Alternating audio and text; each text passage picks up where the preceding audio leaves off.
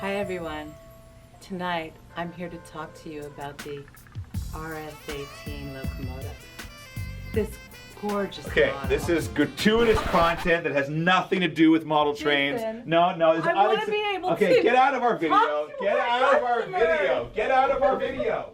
Hi there, I'm Jason Strawn from Rapido Trains Inc. And I'm here with Dan Darnell from Rapido Trains Inc. And we're showing you our RS-18 locomotives today. Dan, which ones do we have here? Well, Jason, we've got a CNR 3100. Mm-hmm. We have a CPR 8700. Oh, beauty, eh? And we also have the RS-18 Oh, the Tempo. I need that one for my layout. Can I take this home today? You can take it. Oh, yeah. Oh, beauty goal, eh? And oh, 3 wow. cars. Oh, all the cars are there, too? Yep. And we've got all the oh, look at that detail there. Oh, Yeah, wow. Yeah. It's got lights in it, there. too. You won't be able to take them home. Take them home anyways. Oh, okay. Oh, wow. Yeah. Why don't we just take this thing for a run on the layout, eh? Well, why don't we look at the detail versions first? Okay, yeah, let's do that first. What? What? What are you looking at me like that for? Well, what am I supposed to look at you like? I have no idea why you're looking at me like that. This is very strange. Just go over the let's RS-18s, have a look at these. Okay. Do you have a pointer? I do. There you go. Thank you very much. Okay, well, we'll start off with the CN 3100s. They're quite unique in that CN ordered theirs with the dynamic brake actually loaded into the short hood instead of the normal position above the prime mover. Oh, nice. That's really unique. They also ordered the shorter fuel tank for the lightweight. Here we have an early lightweight style truck. Oh, excellent. There's no big leaf spring in it, and it has a flat top on it. Mm-hmm. Yeah. It also has inboard brake cylinders. Oh, so nice. You don't notice the big brake cylinders. If you look over on the CP version, it's actually coming with the later lightweight truck. All right, that's awesome. And you'll notice it comes with the outboard bearing brakes. All right, that's awesome. Again, no big heavy spring in the center. So our units will come each one per the road number with what trucks it had at a given point in time. Oh, beauty. Back to the CN one. Oh, beauty. You can see it has a solid 3 bank of filters and then 3 single filters. Oh, beauty. If you look at the CPs, you'll notice they have individually spaced filters. All right, that's awesome. So there's differences that way. CPs were orientated short hood forward. All right, that's awesome. This version also has the ditch lights installed on it. Oh, cool. And those are going to work, right? Yeah, they will work. Also inside the cab, I don't know if we can see it in this shot, but we have a control stand that is actually illuminated. So when the engine starts up, the gauges on the control stand will light and you'll see them through the cab windows. Oh, beauty. Moving on to the Tempo unit. These were actually built out of the same CN 3100 series units. Oh, beauty. Point St. Charles shops extended the short hood and added a Cummins diesel generator set inside. Mm-hmm. That was to power the Hawker-Siddeley cars. Oh, beauty. The steps were rebuilt on the front, as were the battery boxes. But they ride on the heavier weight truck. All right, that's awesome. Now on the heavyweight truck, you'll see the bigger leaf spring in there. It also carries the 2 outboard brake cylinders. Oh, yeah?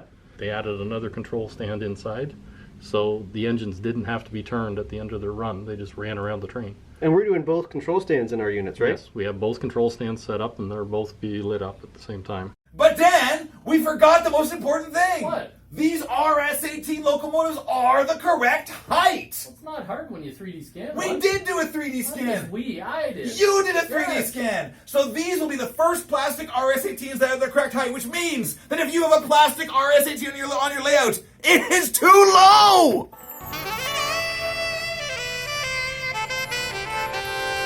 I don't know about you, but this little baby Tempo over here, well, it makes me feel Janet! No! Stop taking the trains, will ya? Oy vey! I don't know what to do. I'm telling you, I don't know what her problem is. I just don't know what her problem is. All right, now that we have all 3 Tempo coaches back, let's go somewhere with more light and we'll show you the details. Okay, yeah, let's go. Problem. What you have here is your basic Tempo box. In the box comes a HEP-equipped, head and power equipped RS-18, your Tempo club car, your Tempo cafe bar lounge, and your Tempo coach. If you want the HEP-equipped RS-18, the cafe bar, the club car, and the cafe bar lounge, you have to get the set. You can get coaches separately because you rarely had 3 cars. It's almost always a 5-car or longer train. In the box, you also get a Tempo wine glasses, you got Tempo napkins, and a Tempo photo book. So it's a real celebration of 50 years of the Tempo. The Tempo as a train ran mainly between Toronto-Windsor, Toronto-Sarnia, and Toronto-Chicago, and it also ran occasionally east of Toronto to Montreal. So let's look at the spotting features on the cars. You start with the club car. Club in Canada is a first-class coach. It's not a lounge car. The biggest spotting feature for all the cars is going to be your outside disc brakes on the trucks, getting nice and close there. And you can see you've got your calipers and your rotors outside. Your rotors do rotate as the thing moves along. Okay, so it's really, really nice there. You've got the different underbody equipment for each car. I'll show you that more in a little bit. You've got the window arrangement is different. Now this is an early sample. The rivets on the side aren't on these yet, but they've since been added onto the mold and they look really, really good. You can see the rivets on the roof. They're very, very fine. Not sure if the camera will pick them up. But anyway, so you've got your cafe bar lounge car. It's got a big kitchen area in the middle with the microwave, etc. So, but you've got different details on that. And then you've got your coach here. It's all coach seating. You haven't got the big block of solid wall in the middle because there's no galley, there's no cafe. Let's pull one of these cars up and have a look underneath. You can see we've got full detail underneath. These were not converted from head end power. They were originally with head end power. So you've got all your ducting for the HVAC. You've got your full D22 with all the separate pipes leading into that. You've got your main junction box over here. You've got all your battery boxes for emergency power. Your nice big water tank over there with the water fillers, your cross bears, everything. There's your water raising reservoir over there. These are really nice. And I particularly like that we've got ball bearing wheel sets. So the ball bearings are where it meets the truck. So these things spin really, really nicely. It's a great running car. And come around to the end of the coach for the last thing before I show you the lights. As you can see, every car comes with your wonderful etched metal end gate standard on Rapido products, and then your sprung diaphragm. It's a nice looking car. You can see we have really nice interior lighting here. It's nice and subtle. It's LED, the little SMDs in there. Now the lighting can be turned on and off. There's a switch buried in the roof.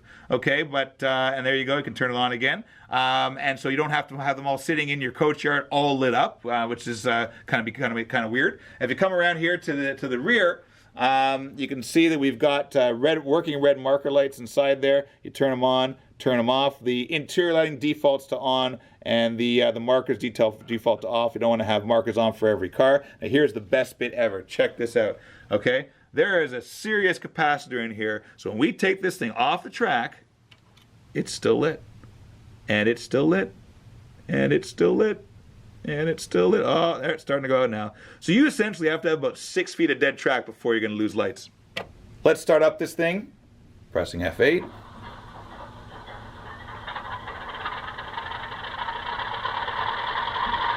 So you got the Alco 251 recordings in there. Sounds really, really nice. And then this thing, of course, has the Cummins HEP generator. So we'll start that thing up.